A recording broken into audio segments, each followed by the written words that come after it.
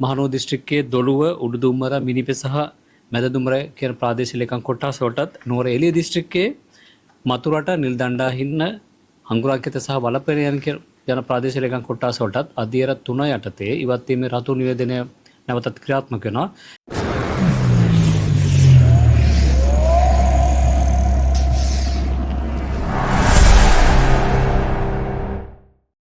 පසුගිය දින කිහිපය තුළ වර්ෂාපතන යම් අඩුවක් අප නිරීක්ෂණය කරා. ඒ අනුව නිකුත් කර තිබූ ඉවත් වීමේ රතු නිවේදන පහත හෙළු අතර ඒ වගේම ඊයේ දිනේදී නැවත වර්ෂාපතන ලැබිලා තියෙන මේ වෙනකොට උඩුදුම්බර ප්‍රදේශයට මිලිමීටර් 150කට يعني මිලිමීටර් 200කට වඩා වැඩි වර්ෂාපතන වාර්තා වෙනවා. ඒ නිසා නැවත මහනුවර දිස්ත්‍රික්කයේ සහ නුවර එළිය දිස්ත්‍රික්කයේ ප්‍රදේශ කිහිපයකට අපි රතු නිවේදන නිකුත් කරලා ලැබුවා. අපි ඒ රතු නිවේදන ප්‍රදේශ විතර ගත්තොත් එහෙම මහනුවර දිස්ත්‍රික්කයේ දොළුව උඩුදුම්බර මිනිපෙ සහ මැදදුම්බර කියන ප්‍රාදේශීය ලේකම් කොටස් වලටත් නුවර එළිය දිස්ත්‍රික්කයේ මතුරට නිල්දණ්ඩා හින්න අංගුරාකිත සහ වලපෙරියන් යන ප්‍රාදේශීය ලේකම් කොටස් වලටත් අධීර 3 යටතේ ඉවත් වීමේ රතු නිවේදනය නැවතත් ක්‍රියාත්මක වෙනවා.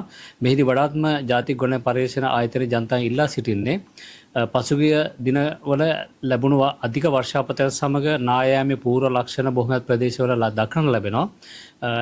ගොඩක් වෙලාවට තමන්ගේ ඉඩම තමන්ගේ ගෙවල් දොරවල් ඉරිතැලීමට ලක් වෙලා තියෙන විශාල වශයෙන් එම ස්ථාන වලට මෙම වර්ෂාපතන සමග යාමෙන් වළකින්න. මොකද එම ස්ථාන නැවත ක්‍රියාකාරී වෙලා නායෑමක් හෝ ගල් පෙරලීමක් ඒ වගේම කණ්ඩි කඩා වැටීම තියෙන හැකියාව වඩාත්ම ඉඩ කඩ වැඩි. මේ වන විට සියලුම දිස්ත්‍රික්ක වලට වගේ යම් තරම් වර්ෂාවක් පවතින බදුල්ල ඒ වගේම කෑගල්ල ඊට අමතරව අපි ගත්තොත් එහෙම නුවර එළිය මාතලේ එම දිස්ත්‍රික්කවල තිබුණු නායෑ මන්ත්‍ර ඇඟිලි නිවේදනය ඊයේ පෙරේද දිනවලදී පහත හෙළුවා. නමුත් අද උදෑසන ඒ සියල්ලම නැවත අධීර 2 සහ අධීර 3 කියන අවස්ථාවට අපි යොමු කරලා තියෙනවා.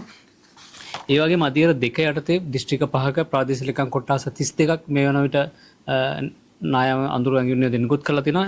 ඊට අමතරව දිස්ත්‍රික්ක 3ක ප්‍රාදේශීය ලේකම් කොටස් 18කට අධීර 1 යටතේ විමසිලිමත් බවින් සිටින නිවේදනය නිකුත් කළ තියෙනවා.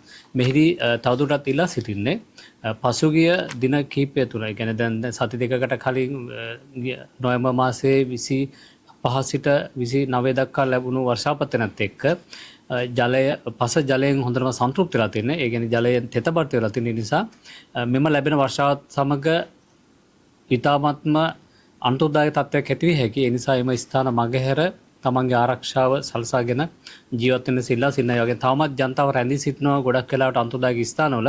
එම ස්ථානවල ඉවත් වෙලා ආරක්ෂිත ස්ථානයක් කරා යන්නස ඉල්ලා සිටිනවා. මෙහිදී විශේෂයෙන්ම මහනුවර ප්‍රදේශයේ උඩුදුම්බර ප්‍රාදේශීය ලේකම් කොට්ටාසය ඒ ප්‍රදේශයට විශේෂම අවධානය යොමු කළ යුතුයි. මොකද පසුගිය දිනවලදී ලැබුණු අධික වර්ෂාපතන සමගම එම ප්‍රදේශය අධික ලෙස හානියට ලක් වුණා. ඒ වගේම අද උදෑසන ඊයේ රාත්‍රියේ සිට අද උදෑසන වෙනට මිලිමීටර් 200කට වඩා වැඩි වර්ෂාපතන ලැබිලා තියෙන ප්‍රදේශයට. ඒ නිසා යම් තරමක නැවත හානිදායක තත්ත්වයක් ඇති විය හැකියි. මොකද දැන්ට නායෑමේ මූලික ලක්ෂණ පහළ වෙලා තියෙන ස්ථානවල නායෑමේ ක්‍රියාකාරී විය හැකි නායෑම්. ඒ නිසා මේ ප්‍රදේශයේ සිටින ජනතාව වඩාත්ම සැලකිලිමත් වෙන්න ඕන.